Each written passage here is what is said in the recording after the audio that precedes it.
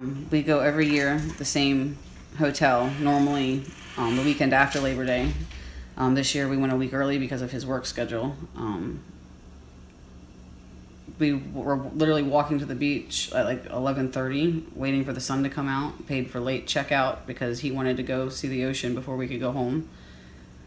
We were probably off the boardwalk and actually physically on the beach no more than half an hour before all of this happened. We sat down, we were eating yogurt. He was dodging the seagulls because he's scared of the birds, and they were hovering over trying to steal the kids' snacks, and he was screaming, "Oh, they're going to touch me, they're going to touch me," and we were laughing at him because he was scared of the birds.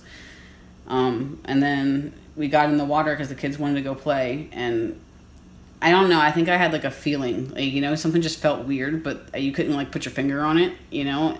And I remember I keep my daughter real close, and every year we get in, we'd always sit right in front of the lifeguard station. I mean, you could literally, we had to touch the chair to walk by. It was like right next to us. I always do because I'm worried about the kids. We got in the water playing in the waves just like anybody else. We didn't even go that far. We always tell the kids, don't go past your knees, you know, like stay close where we can reach you. But my boys are 9 and they think they're invincible, and about 5 minutes in they start hopping around and they want to play. And I was standing with my daughter who was playing with her new boogie board, and we turned and we saw them getting probably 30-40 feet away, like just too far, because they started just playing. They're not paying any attention, and they were on a sandbar. The water wasn't even barely to their knees, if it was that high, you know. And I said, they're making me nervous, they're getting too far away. Can you go get them? And he's like, sure, I'll go bring them back, because we kept yelling for him, but with the noise and stuff they couldn't hear us calling them. And he walked down, and I turned my back because I was like, there wasn't any apparent concern. And about the time I turned back to my daughter for a second, the lifeguard's whistle blew. And I look at the lifeguard, I'm like, why are they blowing like, what's going on? And I see my one son like coming out of the water, like trying to stand up closer to the shore. And then I turned and I'm looking for the other one, like where, and they are farther out. So I think he must have got knocked down on the sandbar. I don't know what happened in that 2 seconds, but my eyes then are like fixated. I'm holding on to my daughter, walking towards the lifeguard stand, just glued, watching. And I see him because it was just kind of ironic. Like 2 weeks ago, we were at Mount Gretna, and I don't even know how it came up. And I said, like, if you ever pull somebody out of the water and they're panicking, you never grab them from the front. You always grab them from behind so they don't pull you under. They teach you that here. I don't know even where I learned that at this point. And it was my last vision of him was him behind my son, holding him from behind, trying to kick toward the shore. And they were still floating, but it kept pulling every wave. They were going out just a little bit further. But the lifeguards, and there was 2 people already in the water, like headed toward them. And then I saw my son push up, and the lifeguards were almost there, and the people in the water, they reached and they grabbed him. And I thought, well, he's going to stand up underneath of him because they got him. And I turned, my daughter screaming at the top of her lungs at this point.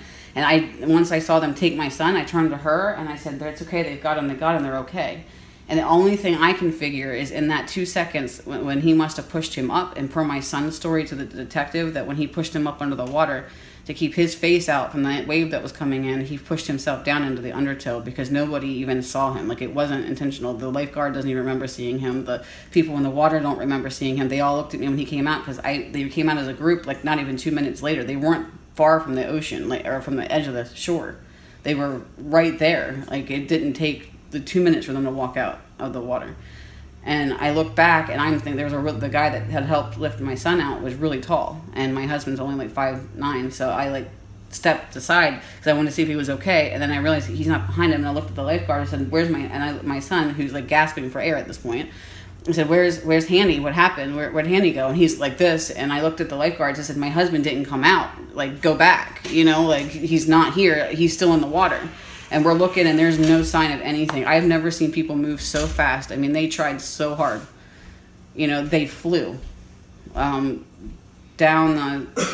the lifeguards came running from all different directions. We had pickup trucks, and we had, it felt like an eternity, but it was probably 5 minutes. There's boats and helicopters and airplanes and fire trucks and detectives and police officers, and I don't even know how I think because the kids, and I was trying to calm my daughter down because she's on the towel. I had put them on the towels to talk to the people trying to handle the investigation, and she is just screaming for him from behind me. It was awful.